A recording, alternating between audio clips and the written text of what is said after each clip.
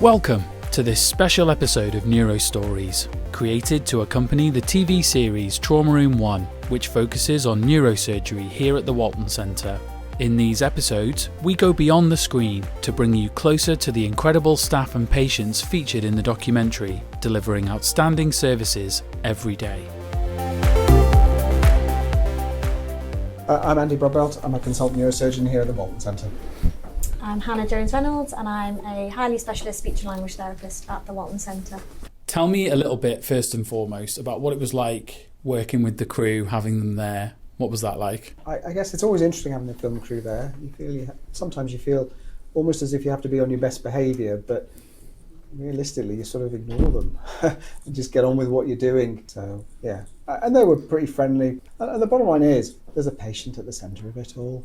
And that's the most important thing. And you just blank out everything else that isn't important when you're dealing with that. Mm-hmm. They were really friendly to work with, and were always really lovely with the patients. I felt like they made us all feel really at ease. But similar to what Andy said, I think, we just did our job basically, and yeah, you kind of just zoned out that they were there in the end, and we just focused on the patient. You're gowned up, you're in scrubs, and you've got a mask and a cap on. You're the same. They have to be the same as well. I guess it's just a couple of extra people in the room. We often have people visiting from elsewhere, new trainees coming in, we have medical students. There's often lots of people interested, asking questions, watching what's going on. Colleagues, Professor Jenkinson will pop in, and you're just used to having lots of people.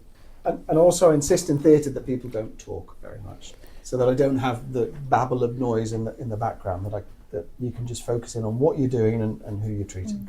Yeah, and obviously communication is quite key, isn't it, in theatres, being able to say that to somebody. What is the communication like between both of you and others in surgery?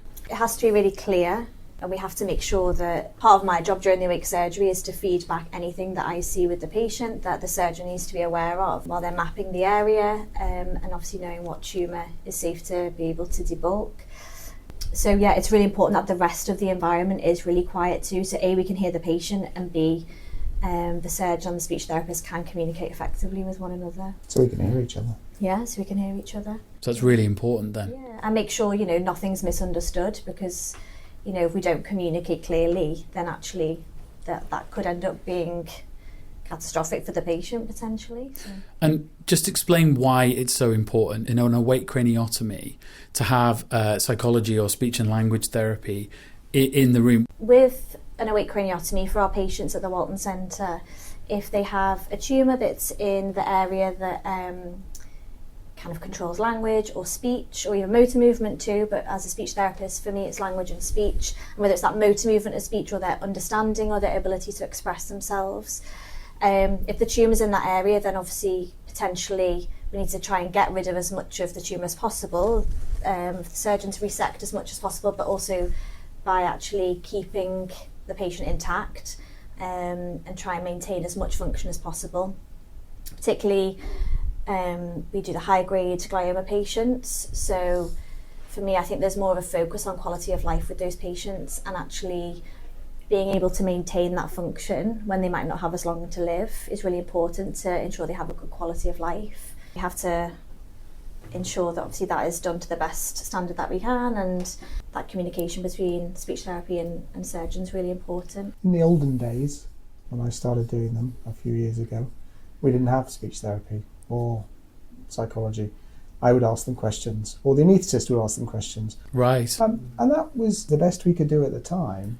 What has been much more helpful, having Hannah from a speech therapy point of view there, is that it standardises things, it picks up things much earlier, and it's a much more scientific way of doing it, and that just allows us to be more accurate about the whole thing. And for me, that reassures me that what we're doing is safer, because this doesn't take the risk away completely, it reduces the risk. So anything else we can do to reduce the risk, and having Hannah or the psychologist there really makes a difference. You can really see the relationship between surgeon and speech and language therapist in awake craniotomies in the programme. But why don't you do them asleep? So what has been happening in neuro-oncology, so in brain tumour surgery, is to try and take more and more of the tumour away, with the risk being lower and lower.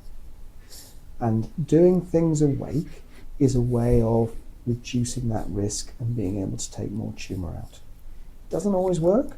I've had patients where I've started and I haven't been able to take any tumour out because everything was sensitive from a speech point of view. But in most cases, it helps. It allows us to do a bit more. And as Hannah said, it allows us to take more out and keep people's speech more intact. And that's important. That's important for the patient, but that's also important for their survival and for doing well with further treatment. If you have an operation, however good it is, and you've had an operation in your brain and the tumour's been removed and you can't talk afterwards and you can't understand what is said, you can't go on and have further radiotherapy or chemotherapy or anything. You sort of undone the good you've done by doing the operation by leaving that person with a big deficit. So we're trying to avoid that. With some of the cases, and one in particular, there was the use of different things like the pink drink. Can you just explain what that does? Also, it's pretty cool. You have this drink 3 or 4 hours before surgery, and then it's selectively taken into the tumour cells. We have a fluorescence filter on the microscope, we switch it on, and it shines red. So it shows us where the tumour cells are. Or it's like all these things in oncology. We've got lots of different tricks or different techniques we can use that help, and everything helps a little bit. It helps a little bit more. It doesn't make a rubbish surgeon good, but it can help make a good surgeon better. Yeah. And every little bit just helps be a bit safer, take a bit more tumour away. From your perspective, obviously having the crews come in, shadow what you're doing, capture those really amazing patient stories. But what are you looking forward to seeing? I think for me, as a speech and language therapist, it's very rare that we get to represent our profession, and people don't really know a lot about speech therapy and the different niche areas that actually you can go into, and this obviously being one of them. You know, there's a lot of programs on television about doctors and nurses, but not actually the allied health professionals kind of around that. And obviously we do have a huge part to play in our patients' recovery at the Walton Centre and in other hospitals. So for me, I'm looking forward to seeing that representative, hopefully, that we can showcase what we can do and how we do help our patients alongside the rest of the team. You know, this isn't something we can, we have to be able to do it as a team. It's not just something we can do on our own. What about you, Andy? What are you looking forward to? Are you going to watch? Maybe. I struggle to watch any sort of medical drama. Yeah. This one particularly, I look and I'm highly self-critical of everything that happens. And so I find that, somewhat difficult to watch. And I think you're right, you don't see yourself in action, so that's going to be strange, I think. Yeah. I presume, I'll be self-critical. I guess the closest thing to an out-of-body experience, because you'll have these people that you were semi-aware of watching you. What's it like being part of a patient's journey like this? That's a real privilege. It always has been. It's a big deal to let someone operate in your brain, to work on that. That's the fundamental of who you are. And so I do see that as a privilege. And as I'm coming closer to retirement, it does hit you. I've always enjoyed that. But it's a trust thing, isn't it? You have to build up that trust with the patient, and they have to trust you, but you have to be worthy of that trust, I think. Again, being a speech therapist, I think communication is what we do every single day, and we can't really function well without it, and actually our quality of life would be hugely reduced if we weren't able to communicate effectively. So being a part of a patient's journey where we can help that, whether it's either to help prevent or maintain or rehabilitate someone's communication to get the best out of them so that they can communicate with their loved ones and have a better quality of life, is incredibly rewarding and a huge privilege. And I think even just working, for me, working with some of the best neurosurgeons is a huge privilege. Well, you work with Professor Jenkinson, don't you? And Mr. Olabarju. And having that relationship with them to be able to work together with these patients is really lovely. And after all, these are people. They're funny, they're interesting, there's a lot to them, and they've been put in really stressful situations. And you're just amazed how people cope and how well people do under what you look at, say, dreadful situations. You know, let's be honest, being awake while having your head operated on isn't the greatest thing to look forward to. No. You know, but so many of our patients get through it well, don't they? They do well, they smile through it, they're just incredibly brave, incredibly resilient. One thing I've noticed from watching this series is that resilience from patients going through extraordinary procedures. And with some of the patients, awake craniotomy patients in particular, they're up and about the next day, or very, very, I think, shortly afterwards. Is that important, you know, that they essentially bounce back like that and they're up and around? Yeah, absolutely. Yeah, definitely. And, you know, again, we want to get these patients or keep them well enough to be able to have further treatment potentially. So keeping them well and getting them home as early as possible is a really good outcome. Yeah. And what do you hope people watching the series will take away from it?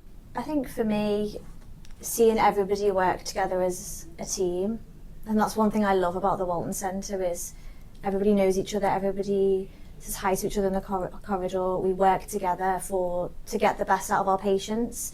And I know that's really easy to say and it sounds really cliched, but I genuinely think that is the case, and hopefully this series showcases that.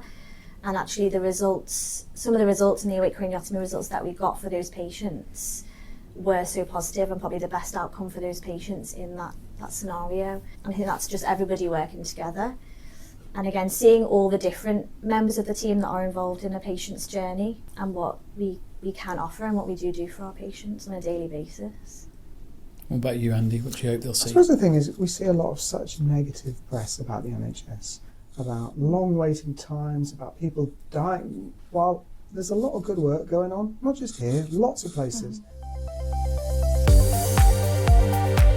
Thanks for listening to this special episode of Neuro Stories. All episodes of Trauma Room 1 are available to watch on My5. Just search Trauma Room 1 to catch up on the latest season now. For more episodes of the podcast, find us on Spotify, Apple Podcasts and YouTube, and stay up to date with the latest news and events from the hospital on our social media channels, at the Walton Centre on Facebook and Instagram, and at Walton Centre on X. If you've got any feedback, email the communications team at wcft.communications@nhs.net. This podcast was recorded, edited and hosted by Sam Fleet from the Walton Centre's communications team.